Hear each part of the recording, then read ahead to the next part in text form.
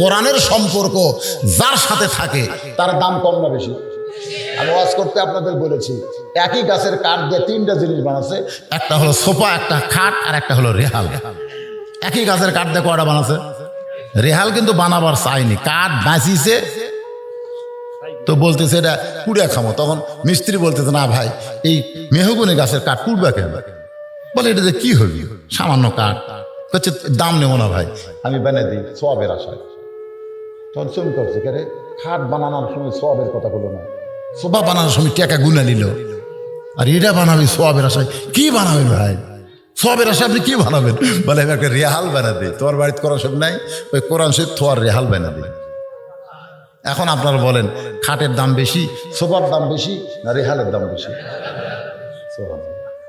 রেহালের দাম বেশি হওয়ার কারণ হলো রেহালের সঙ্গে আল্লাহর কোরআনের সম্পর্ক আছে। রেহাল একদিন কোরআন শরীফ লিবার যায়, ফট করে রেহাল মাটিতে পড়েছে ওর পায়ের কাছে, ওই রেহাল তুলে 3 বার সময় দিয়ে থুচ্ছে। তখন রেহাল বলতেছে, কে রে খাট, এই একই গাছের মধ্যে আমাকে জন্ম, তোর কোনোদিন লাগতে, তুই কি কোনোদিন পায়ের সাথে ঠেকিস? খাট খায় কি কর ভাই, আমাকে লাগতে পারতিতে প্রতিদিন কয়বার হুশ নাই। রে সোফা, তোর খবর কি?